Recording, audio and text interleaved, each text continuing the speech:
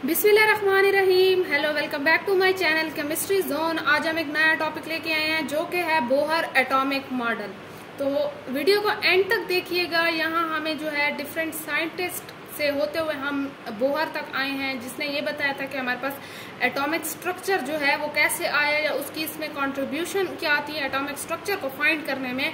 तो चैनल को सब्सक्राइब कर ले ताकि आपको नई वीडियो की अपडेट मिलती रहे। चलें जी, वीडियो को स्टार्ट करते हैं। वीडियो को स्टार्ट करने से पहले अगर आपने रदरफोर्ड एटॉमिक मॉडल नहीं पढ़ा या जॉन डाल्टन थ्योरी नहीं पढ़ी जो इससे पहले आए थे और वो बहुत ही बेसिक जो चीजें दे के गए हैं एटॉमिक स्ट्रक्चर के बारे में, तो आप जो है वो मेरे चैनल पे जाके टाइप करके लिख सकते हैं कि रदरफोर्ड मॉडल और जॉन डाल्टन थ्योरी, तो वहां से आप लोग देख सकते हैं कि उनकी क्या कॉन्ट्रीब्यूशंस थी। तो चले जी, बोहर जो था एटॉमिक मॉडल को स्टडी करते हैं। बोहर एटॉमिक मॉडल जो था वो क्या था, उसमें क्या चीजें ऐसी दी गई जो कि हमें एटॉमिक स्ट्रक्चर को समझने में हेल्प करती हैं।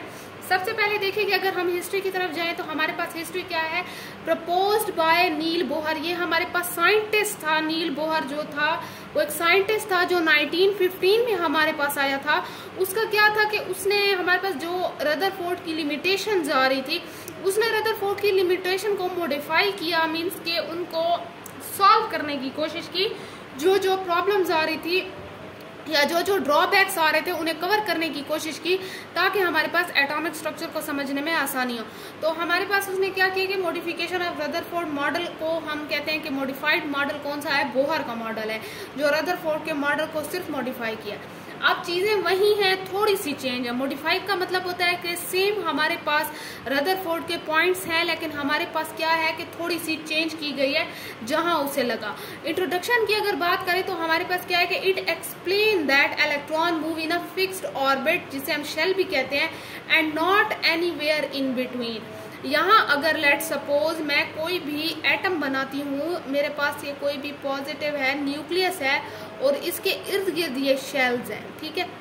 अब यहाँ पे इलेक्ट्रॉन्स होते हैं, यहाँ पे और यहाँ पे। वो कहते हैं कि हमारे पास ये जो इलेक्ट्रॉन्स हैं ये इन बिटवीन नहीं होंगे, ये दरमियान में कहीं नहीं होंगे, बल्कि इनके अपने एक फिक्स ऑर्बिट्स हैं, ठीक है। अब हमारे पास पता है, अब आप लोगों को ये चीज पता है कि हमारे पास इलेक्ट्रॉन्स होते हैं तो फिक्स ऑर्बिट में करते हैं और ये इन बिटवीन नहीं जाते। उसका ये कॉन्सेप्ट था कि ये अपने ही स्पेसिफिक एनर्जी लेवल में क्या करते हैं, रिवॉल्व करते हैं। जैसे हमारे पास प्लेनेट होते हैं वो सन के इर्द गिर्द रिवॉल्व करते हैं, तो सेम केस इलेक्ट्रॉन का भी ऐसे कि वो न्यूक्लियस के इर्द गिर्द रिवॉल्व करते हैं, ठीक है। फिर उसने दूसरे में ये कहा कि each orbit has fixed energy. Her orbit, चाहे वो के है, जैसे यहाँ के एल एम एन, कोई भी ऑर्बिट है उसकी अपनी एनर्जी है, उसकी फिक्स एनर्जी है जिसमें इलेक्ट्रॉन्स रिवॉल्व करते हैं। हम उसकी एनर्जी चेंज नहीं कर सकते, ठीक है। तो ये भी आपने एक माइंड में बात रखनी है। अ स्मॉल न्यूक्लियस इज, ये हमारे पास न्यूक्लियस होता है जो पॉजिटिवली चार्ज्ड होता है। ये बहुत ही बेसिक चीजें हैं जो हमारे पास जॉन डाल्टन या रदरफोर्ड ने भी समझाई थी। तो उन्होंने क्या कहा था कि हमारे पास न्यूक्लियस जो होता है वो रदरफोर्ड ने कहा था कि दरमियान में होता है और पॉजिटिवली चार्ज होता है। तो सेम हमारे पास ये कहते हैं कि small nucleus is surrounded by electrons. अब हमारे पास रदरफोर्ड ने भी ये कहा था कि हमारे पास ये जो न्यूक्लियस है ये क्या है, ये बहुत ही स्मॉल है और पॉजिटिव है, और ये एक स्मॉल पॉजिटिवली कोर है जो दरमियान में पाया जाता है।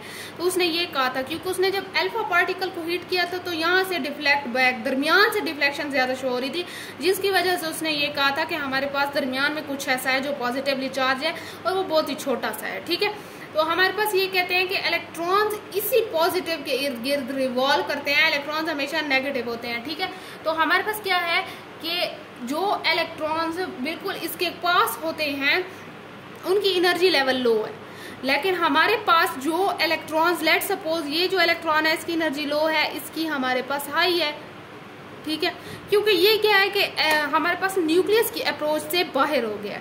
तो आपने ये चीज थोड़ी सी याद रखनी है कि अगर साथ में है तो हमारे पास क्या है कि लो है, अगर वो बिल्कुल दूर है, दूर शेल में है, ऐसे जाते जाएंगे शेल, अगर बाहर की शेल में है तो हमारे पास क्या है कि वो हाई एनर्जी है उस इलेक्ट्रॉन के पास।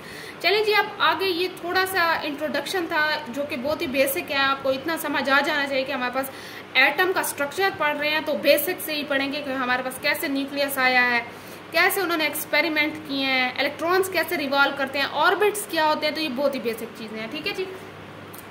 अब अगर आप लोग पोस्टुलेट्स मींस के पॉइंट्स की तरफ जाते हैं कि हमारे पास नील बोहर ने क्या मॉडिफाई करके अपने अपने पॉइंट्स दी थी, उसने अपने मॉडल में क्या बताने की हमें कोशिश की थी। ठीक है, तो पहला पॉइंट ये है कि इन एन एटम इलेक्ट्रॉन्स, मैंने साथ में ये लिखा है कि जो बच्चा बेसिक लेवल से पढ़ रहा है तो उसके लिए ये चीजें बहुत जरूरी है कि उसे पता होना चाहिए कि हमारे पास जो कोई एटम है उसमें जितने भी इलेक्ट्रॉन्स होते हैं वो नेगेटिवली चार्ज होते हैं, रिवॉल्व अराउंड द न्यूक्लियस। अब न्यूक्लियस हमारे पास क्या है, पॉजिटिवली चार्ज है। पॉजिटिवली चार्ज मीन्स कि इसमें हमारे पास क्या होते हैं, प्रोटॉन होते हैं। तब न्यूट्रॉन हमारे पास डिस्कवर नहीं होते जब तक रदरफोर्ड ने ये चीजें दी थी। फिर उसके बाद हमारे पास क्या था, उसने 1911 में दी थी। नील बोहर ने हमारे पास एटॉमिक मॉडल 1915 में दिया था। तो सिर्फ यहाँ प्रोटॉन की बात करें जिसकी वजह से हमारे पास पॉजिटिवली चार्ज आ रहे हैं। ठीक है, तो इलेक्ट्रॉन नेगेटिवली होते हैं और हमारे पास जो न्यूक्लियस होता है वो क्या होता है कि वो पॉजिटिवली चार्ज होता है in a definite circular path called orbital shell. यही बात है कि मैंने आपको पहले इंट्रोडक्शन में सारी चीजें बता दी हैं कि मेरे पास जो है क्या चीज है कि इलेक्ट्रॉन नेगेटिवली चार्ज हैं। ये क्या करते हैं कि ये रिवॉल्व अराउंड द न्यूक्लियस करते हैं, जो कि इनका हर न्यूक्लियस के इर्द गिर्द जो इलेक्ट्रॉन है वो अपने एक स्पेसिफिक सर्कुलर पाथ में है। आप देख रहे हैं कि ये सर्कुलर है, तो वो कहते हैं कि ये इसका सर्कुलर पाथ है, इसे हमने शेल्स कहा है। वहां जो है रदरफोर्ड ने ये चीज बताई थी कि हमारे पास जो है क्या चीज है कि दरमियान में न्यूक्लियस है और वो पॉजिटिवली चार्ज है। ठीक है, उसने ये अंदाजा लगाया था, लेकिन इसने ये भी बताया साथ में कि हमारे पास ये ऑर्बिट्स हैं। उसने न्यूक्लियस का नाम दिया था पॉजिटिव कोर को, और इससे हमारे पास ये कहा है कि जो इलेक्ट्रॉन्स घूम रहे हैं इस गिर्द, मैंने उसे सर्कुलर पाथ में गिरे हैं और वो डेफिनेट है, मीन्स कि उसकी एनर्जी चेंज नहीं हो रही, तो उसने इसे शेल्स या ऑर्बिट का नाम दिया था। अब इसने एक और पॉइंट ऐड कर दिया कि हमारे पास न्यूक्लियस के अलावा ऑर्बिट्स भी होते हैं जिसमें इलेक्ट्रॉन्स जो है वो रिवॉल्व करते हैं। यहाँ तक बात क्लियर है। वो कहते हैं कि ईच ऑर्बिट और शेल हैज फिक्स्ड एनर्जी, जैसे मैंने ऊपर बताया कि इनकी अपनी एनर्जी होती है। ठीक है, एंड दो circular orbit are known as orbital shells. हम इसे ऑर्बिटल शेल्स भी कहते हैं, शेल्स भी कहते हैं, ऑर्बिट्स भी कहते हैं। ठीक है, the energy level are represented by an integer. वो कहते हैं कि हमारे पास जितनी भी एनर्जी के लेवल्स हैं, लाइक लोअर टू हायर, मेरे पास जितने भी लेवल्स हैं वो किस चीज से रिप्रेजेंट करें, वो कहते हैं कि मैंने इंटीजर से किया। जैसे मैंने n इज इक्वल्स टू 1 भी हो सकता है, 2 भी हो सकता है, 3 भी हो सकता है, और अप टू 4 या सो ऑन जैसे करते हैं, नोन एज क्वांटम नंबर्स। उसने ये कहा कि हमारे पास जितने भी एनर्जी के लेवल्स हैं वो क्वांटम नंबर्स में है, मीन्स के जैसे मैंने कहा कि n इज इक्वल्स टू 1 है, 2 है, इंटीजर्स, जैसे ये इंटीजर्स है, तो इससे उसने क्या कहा कि यह हमारे पास क्वांटम नंबर्स है। ठीक है, मीन्स के क्वांटम नंबर्स यही ना, क्वांटा का मतलब होता है कि आपके पास स्पेसिफिक कोई भी लेवल, मीन्स के एनर्जी का पैकेट। तो मैंने यहाँ ऑर्बिट में एनर्जी की बात की है। ठीक है, तो मेरे पास यहाँ क्वांटम नंबर इसीलिए कहा गया है कि हमारे पास यहाँ एनर्जी की बात हो रही है। बाकी इसके अलावा उसने कहा कि दी शेल आर KLMN। अब ये जो शेल्स के नाम थे मैंने यहाँ भी लिख दिया कि K लोअर है, फिर L आता है, फिर M आता है और फिर N आता है। अच्छा, आपने एक और चीज भी याद रखनी है कि हमारे पास ये बड़े शेल्स हैं, इसमें सब शेल्स और भी होते हैं, लेकिन फिलहाल आप बेसिक स्ट्रक्चर्स पढ़ रहे हैं तो आपको सिर्फ ये बेसिक चीजें आनी चाहिए कि हमारे पास KLMN होता है। अब ये मेरे पास जो है क्या चीज है कि ये आउटर है और ये हमारे पास हाईएस्ट एनर्जी के इलेक्ट्रॉन्स को लेता है, ये लोएस्ट के लेता है क्योंकि ये हमारे पास न्यूक्लियस के करीब है। यहाँ तक बात समझ आ गई। तो फिर कहते हैं कि when an electron attains the lower energy, अब वो कहते हैं कि हमारे पास कोई भी इलेक्ट्रॉन इस एनर्जी लेवल से अंदर की तरफ जाता है, it is said to be in ground state. आपने एक बात याद रखनी है मेरी कि अगर यहां से इलेक्ट्रॉन यहां पे गया तो मेरे पास क्या होगा कि इसने हमारे पास एनर्जी क्या की है, मीन्स कि मेरे पास ये हाई एनर्जी थी ना, ये शेल क्या था, हाई एनर्जी में इलेक्ट्रॉन्स थे, ये यहाँ पे लो में चले गए। अब मेरे पास क्या हुआ कि ये हाई से जब लो में जाते हैं तो उसे हम कहते हैं कि ग्राउंड स्टेट में गया। लेकिन मेरे पास अगर यहीं पे यहाँ से इलेक्ट्रॉन यहाँ पे आएगा तो मेरे पास इसे कहेंगे कि एक्साइटेड स्टेट में गया है, मीन्स कि उसने अपनी ज्यादा एनर्जी अटेन कर ली, और जिसने ज्यादा एनर्जी ली हो तो वो क्या कहते हैं कि जो ज्यादा एनर्जी मीन्स के ले तो इससे कहते हैं कि ये एक्साइटेड स्टेट में चला गया। हमेशा उस पर जो है हमारे पास ऐसे स्टार का साइन यूज होता है, तो यहाँ ये बातें समझाने के लिए नहीं है, सिर्फ आपको थोड़ा सा आइडिया होना चाहिए कि आप ये जो है लो क्या होता है, ग्राउंड स्टेट क्या होता है और एक्साइटेड स्टेट क्या होता है। ठीक है, तो यहाँ पे वो कहते हैं कि जो लो में जाएगा तो हम उसे कहते हैं कि ग्राउंड स्टेट में ये है, मीन्स स्टेबल स्टेट में है। अब जो है अब अच्छा, आपने ना एक और चीज़ भी याद रखनी है कि हमारे पास एटम जो होता है उसका जो ये बिल्कुल लास्ट में मैंने कहा है, इन्हीं की वजह से ये रिएक्टिव होता है, ये रिएक्ट करता है। अब ये वाला शेल तो रिएक्ट किसी के साथ कर नहीं सकता, बॉन्डिंग बना नहीं सकता, तो ऑटोमेटिकली ये होता, तो इसीलिए ये हाई स्टेट में होता है। जब ये यहाँ चला जाएगा तो इसकी कोई बॉन्डिंग नहीं है, ये स्टेबल स्टेट में आ जाएगा, क्योंकि हमेशा कोई भी एटम आएगा वो आउटर मोस्ट शेल के साथ बॉन्डिंग पहले बनाएगा, ठीक है, तो इनर के साथ तो नहीं बना सकता। तो ऑटोमेटिकली हम कहेंगे कि हमारे पास जो है जो आउटर होते हैं ये क्या होते हैं, outer shell high energy electrons को लेते हैं या होते हैं इनमें, ठीक है। अब एक और चीज देखिए कि वो कहते हैं the electrons in an atom move from a lower energy level to higher energy level by gaining the required energy and electron move from higher energy level to lower by losing. आपने ना एक चीज ये याद रखनी है कि हमारे पास वो कहते हैं कि जैसे मैंने कहा है ये हाई से गया है लो में और ये लो से गया है हाई में। जब हाई से लो में गया है तो ये हमारे पास ग्राउंड स्टेट थी और ये हमारे पास एक्साइटेड स्टेट है, ठीक है, आपको नजर आ रहा है? हाँ, तो हमारे पास ये क्या थी कि ये एक्साइटेड स्टेट है। अब क्या है कि हमारे पास यहाँ एनर्जी की बात हुई है, कहाँ लूज हो रही है कि कहाँ गेन हो रही है, एनर्जी कब देगा कब लेगा। वो कहते हैं कि अगर जो है मेरे पास लो से मीन्स के यहाँ लो से हाई में गया है तो मेरे पास क्या करेगा कि ऑटोमेटिकली क्या करेगा, एनर्जी गेन करेगा ना, क्योंकि ये तो लो है। अब इसे इतनी एनर्जी चाहिए कि ये इस आउटर में जाए, ऊपर जंप करे, तो मेरे पास ये क्या करेगा कि ये हमेशा इसे एनर्जी रिक्वायर होगी या यही गेन करेगा। लेकिन मुझे यहाँ इतनी ज्यादा एनर्जी है और मैंने यहाँ लोअर स्टेट पे जाना है, तो मुझे जो है वो कहते हैं ना अमीरी से गरीबी में जाने के लिए आपको पैसे की जरूरत नहीं है। आप अमीर हैं और आप गरीब होना चाहते हैं तो आपको कोई पैसे की जरूरत नहीं है, आप ऑटोमेटिकली सब छोड़ दें तो आप गरीब हो जाएंगे। तो इसी तरह ये जब अमीर होता है हाई, इसके पास एनर्जी होती है कि अपनी एनर्जी रिलीज कर देता है, छोड़ देता है, तो ऑटोमेटिकली ये किस में चला जाएगा, ग्राउंड स्टेट में चला जाएगा। लेकिन जब आप गरीब हैं और आपको अमीर होना चाहते हैं, आपको अमीरी की तरफ जाना है, तो आपको ऑटोमेटिकली पैसा जरूरत है, आप लेंगे। तो ऑटोमेटिकली जब इसी के पास, इस इलेक्ट्रॉन के पास एनर्जी नहीं है तो इसे चाहिए एनर्जी, ये गेन करेगा, इसे रिक्वायर होगी कि भाई इसे दो एनर्जी, तब ये एक्साइटेड स्टेट में जाएगा। यहाँ तक बात क्लियर है? हमारे पास सेम यही है कि ये हमारे पास क्या करेगा कि electron move from higher energy level to lower energy level जो है लूज करेगा और लोअर से हायर की तरफ जाएगा तो हमारे पास गेन करेगा। ये बहुत ही सिंपल सी बात थी।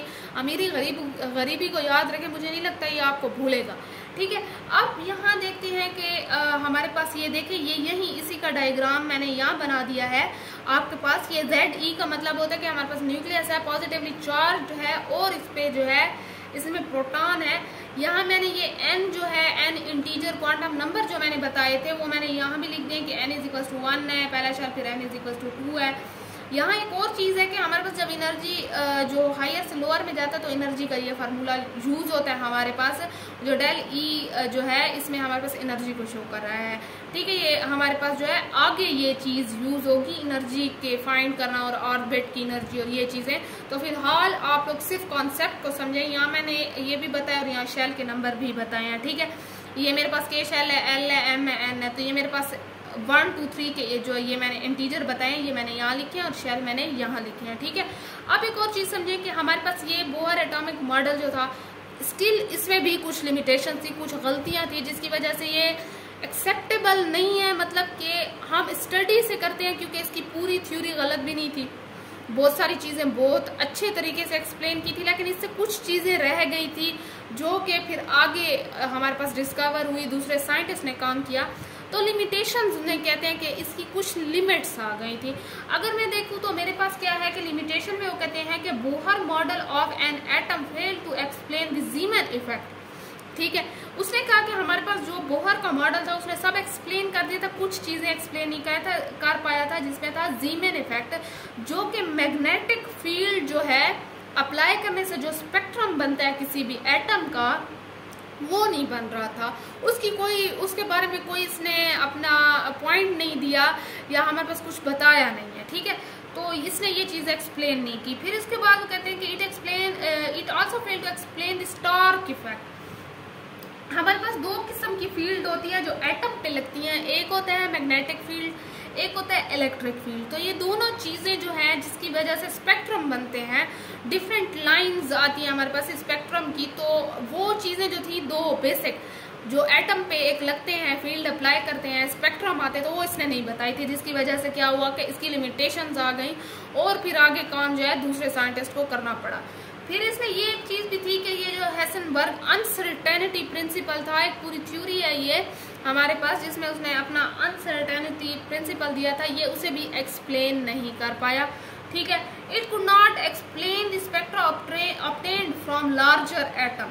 अच्छा, इसने जो लार्जर एटम थे हमारे पास कॉम्प्लेक्स मीन्स के हमारे पास होते हैं जिनके एटॉमिक नंबर बहुत ज्यादा होते हैं या हमारे पास इलेक्ट्रॉन बहुत ज्यादा होते हैं जिसकी वजह से उनके स्पेक्ट्रम बनते हैं। तो इसने ये चीज जो आप एक चीज ये याद रखें कि एक तो इसने स्पेक्ट्रम नहीं बताया था, एक मैग्नेटिक फील्ड और इलेक्ट्रिक फील्ड इफेक्ट नहीं बताया था, और एक जो अनसर्टेनिटी प्रिंसिपल था ये उसी की वजह से फेल हो गया था। तो फिर आगे साइंटिस्ट को काम करना पड़ा। तो चलें जी, आज के लिए मुझे लगता है इतना काफी है। आप थोड़ा सा इसे रिवाइज कर लें पॉइंट्स को। आप जो है मैंने बहुत ही बेसिक और मेन पॉइंट्स लिखे हैं, कोई एक्स्ट्रा चीज़ें नहीं लिखी, तो आप इसे थोड़ा सा रिवाइज कर लें। अगर आपको समझ ना आए तो आप जो है दोबारा कमेंट में भी मुझे बता सकते हैं कि हमें जो है फलां चीज़ की समझ नहीं आई, तो मैं ऑटोमेटिकली आपको यहाँ पे या अपना जो है दूसरा वीडियो अपलोड करूँगी तो उसमें भी ये चीज़ें फिर से एक्सप्लेन कर दूँगी या कोशिश करूँगी मैं आपको ये सारी चीज़ें बता दूँ। तो चलें जी, आज के लिए इतना काफ़ी है। चैनल को सब्सक्राइब करें, फॉलो करें, कमेंट करें और शेयर करें। अल्लाह हाफिज़।